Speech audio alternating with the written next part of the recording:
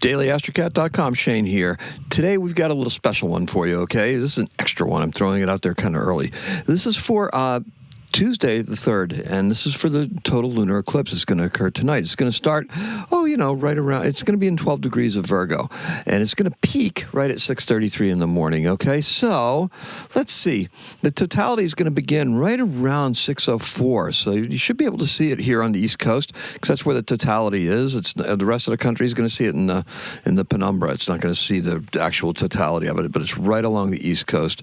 So, and it's going to be right towards, right at sunrise, right as the moon is setting, right at moonset. So, look, observers should be looking for the constellation Leo, and you should also be up on a hill to really see some of it in its glory, right? The moon's been kind of large and beautiful and gorgeous the last couple of days. Now, it says here that the moon is actually going to be under the lion's hind paws. So if you can find Leo in the sky, it's going to be really hard to do because it's there's not going to be many stars out at 6:30 in the morning. All right, so lunar eclipses are a massive karmic kind of a reset button, especially where it's at with the south node, because that's where the moon is at. The moon is in Virgo at the south node. The north node is still in Pisces. So we had our previous eclipse, the Aquarius eclipse, happen because it can happen within 10 to 12 degrees of that node. It doesn't have to happen right at the node. It just happens to be where the ecliptic meets the equator, and then the shadows line up, and voila, we get an eclipse.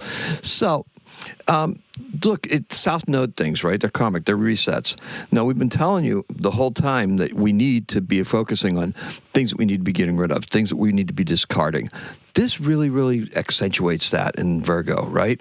Now, it's not just a regular full moon. This happens on the 3rd of March, 3-3. 3-3, and 2026 adds up to 9. It's a 3-3-3 portal, right? We've got an opportunity here to really get creative and to go outside of ourselves, but we got to give up some stuff, right? Been telling you that the whole time. Emotional baggage, and that's kind of what that eclipse in Aquarius pointed to that I've been talking about. Getting a little bit more detached, getting a little bit more aloof, getting a little bit less drilled down into it, and actually living in the moment. And then right now, with Mercury being retrograde and the eclipse being in Virgo, we're actually doing some reworking. We're doing some of those rewords, those fabulous rewords, because the sun is essentially still conjunct with Mercury. So we still have a little bit of this going on. Because they're luminaries, that would mean that the Mercury is also opposing the moon. So let's think about this. Look, we need to just focus on what we need to do, right? Purification, emotional detoxing, just getting, it's kind of a sacred reset, right? I've seen that bandied about on the internet. That fits. I felt the energy really, really profoundly this morning, just feeling really, really just like, okay, I got rid of all my pissiness, for lack of a better word, and now I'm just ready to kind of engage with the day-to-day as it happens. Now, let's talk about this. Look, the eclipse energy, it's a threshold, right? It puts reality kind of like, okay, let's stop. Let's just slow down here, figure out where we're at. This is a culmination of sorts. It's not necessarily a seed point, but it's where we're shedding, okay? It's where we've built up to with that last the new moon eclipse that was in Aquarius, right? That was the starting point. This is the finishing point. This is the point where we want to just be done with it. Now, interestingly enough, that's really where we're at. Now, the starting point for this is actually going to be happening. The new moon in Pisces is going to happen on the 20th, right with the Aries season. So we're still kind of a little upside down and back and forth. And that's not going to straighten out until May, and when we have 2 new moons.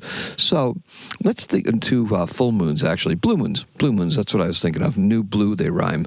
So look, March 3rd, we've got this. Look, the number 3 is mind, body, and spirit. It kind of like puts everything together. And the eclipse is actually...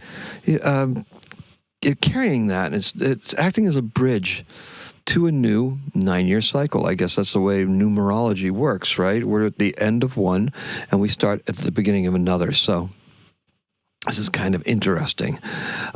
It ties in nicely with the Pisces and Aries theme that we're actually undergoing, with Saturn and Neptune conjunct at 0 degrees Aries, that world point, that creation point, that point of transformation. So this is really, really transformative, and I'm feeling it. Okay, and you should be feeling it too. You should be feeling slightly, you should feel it in your head. You should feel it like, it's kind of like I don't want to say a tingling feeling. It's not like a headache, but there's something there that's begging to be clarified. It's begging to just be done with some stuff. And this is definitely the moon where you want to leave out some water. You want to be able to get some moon water. You want to be able to capture this in whatever way you can. I've got candles that I'm going to leave out there that I've already put some oils and stuff on that are going to capture some of this energy too, so I can just dissipate it. Some are for endings, some are beginnings, and some are for continuances. So that's what I'd like to say. Now, this is also known as the worm moon. It's the first full moon in March, right? And it's inviting us to cleanse. That's kind of cute, too. I don't know. I'm not going to go for that. Somebody on the internet wrote that it's cleanse our internal soil by purging baggage and toxic habits, much like earthworms, detoxify and aerate the soil for spring. Kind of interesting, but not necessarily my hill that I would stake myself on. What I would say, though, is that this moon is that culmination of that Aquarius energy that we have going forward, and that was meaning some innovation, right? We're doing some things, and this little presentation is kind of a result of some of that. So let me know what you think of it. Hit it in the comments below. Now, the moon sits in analytical and detail-oriented Virgo, okay? And it's directly across the sky from the sun in Pisces. So we've already talked about that Virgo-Pisces dynamic quite a bit. And it creates a gap between the logical and emotional. And they're used to that, right? The Virgo tends to go with the intuition a little bit more, okay? The Pisces, that spiritual undercurrents, that everything is opposite, but it's fascinating. And that's what the opposites tend to do. Think about your sun sign and what your opposite is, and that you'll get the feeling for that, right?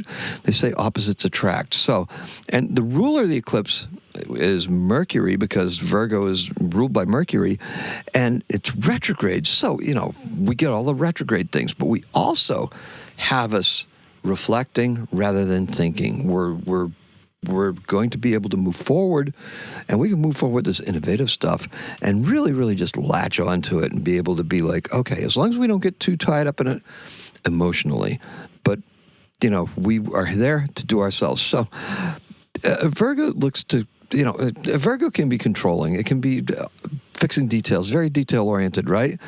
And this can lead to, perfectionism. And that's, generally speaking, if you know Virgos, that's pretty logical, right? That makes sense, right? But with Mercury being in Pisces, the logic goes out the window. Now what makes sense to us intuitively? And intuitively what makes sense to us is that we're following in the footsteps of that the Aquarian eclipse. And that is what's bringing the innovation to the forefront and taking the emotion out of it. And actually, we're being able to use that in an intuitive and empathic way. And it's going to open the door for some extremely creative breakthroughs, because that is the theme that we have going on here. Now, you got to trust yourself, though, because that Pisces is all about that surrender. That's how you give yourself to the spirit inside, right? Or to whatever it is that you're devoting yourself to.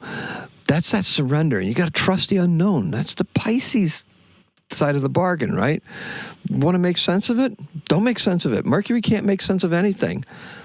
Go with the flow. The flow is taking us in places where some people normally would never go there.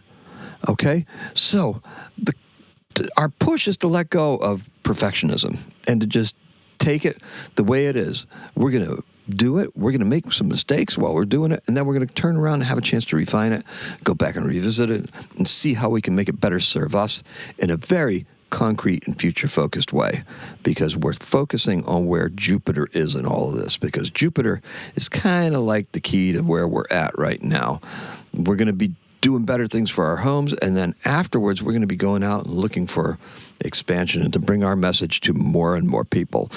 So, look, what you want to do, though, is you want to make sure that you're grounded. And that's why that water is very important. That's why the utilizing the energy of this portal, this letting go, and bringing in new items so that we can, we're not necessarily seeding them, but we're letting go of all the bad habits. And then we're going to start discovering newer habits as we go along with this Mercury retrograde, because we're not afraid of it, right? That was my whole message, not to be afraid of Mercury retrograde. It's a great chance for us to be reworking some of the things that we do, revising and editing. Now, what routines and habits or systems, perhaps even in your life, are draining you right now, are not doing their job, right? What no longer serves you, really, that's what it is. Now, Virgo rules health, okay? Notice what you're doing there, right?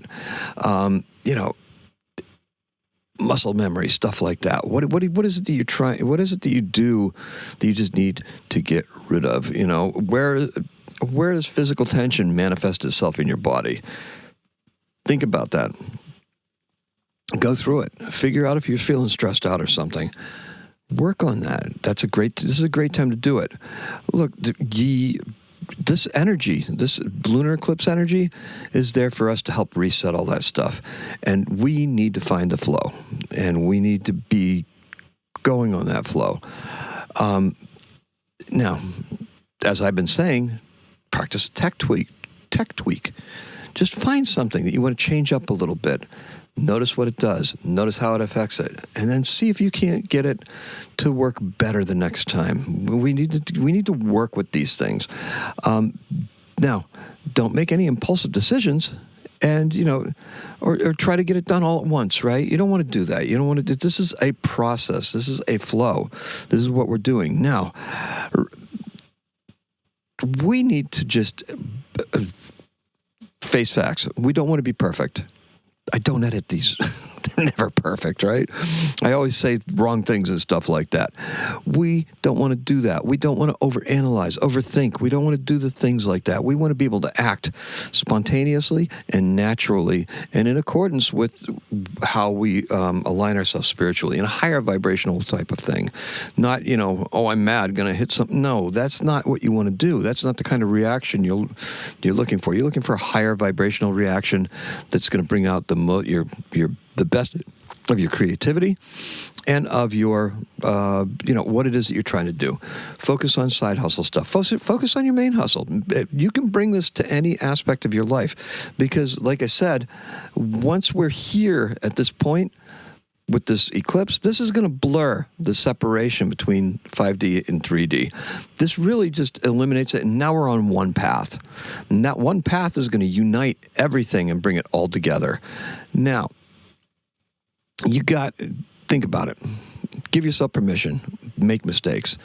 You don't need to be perfect. What we need to do, though, is we need to follow our flow and follow it with our hearts and with our guts and our souls. And that's really what we need to be doing. We need to make that cold calculation and stuff that, maybe didn't have emotional, that we had emotions for other things that were happening to us or reacting. Now we're going to be bringing stuff into us because we need to be able to turn that mind into self-love. We need to be able to turn that outward expression into making ourselves whole and healing ourselves with the help of the moon in Virgo, and just making sure that we're embracing the future the best way possible by tweaking these things now and making it so that we can follow through. Now, this is very curious, okay? You need to have the clarity to carry your path forward. And it's got to be disciplined, though, because you got Saturn sitting there with Neptune, and it has to be. So we're looking for freedom. We're looking for that expression, that unique expression, that joie de vivre, right? And we need to be able to put it out there in a way that is enthusiastic, informative, and in the long run benefits us both spiritually and financially, because Virgo, after all, is an earth sign, and Jupiter is in Cancer, watching out for our homes, okay? So thank you so much. I appreciate and love every single one of you. I hope that was something that that resonates with you, okay? Because Jupiter is actually going to be in a trine with both the Sun and Mercury. So these things are being helped along. Jupiter is currently retrograde, so we're looking at that inner journey that we're on, and we're going to be able to convert that into expansion as soon as Jupiter moves. And once Mercury is moving forward, and once we enter that brand new Aries season, that year flips, the astrological year flips, Jupiter is going to be the lead planet, and that is in a nice place to have it. So I'd like to thank everybody for watching me. I appreciate and love every single one of you. There's no daily number. There's no number. We're going to have that later on. We'll have a separate broadcast for that. So that karmic destiny is also shifting. So let's just clean it up. Let's get it done the best we can. And put your water out. Get your stuff going. Make yourself some good stuff, okay? Get with the flow. I appreciate and love every single one of you. Happy astrocatting.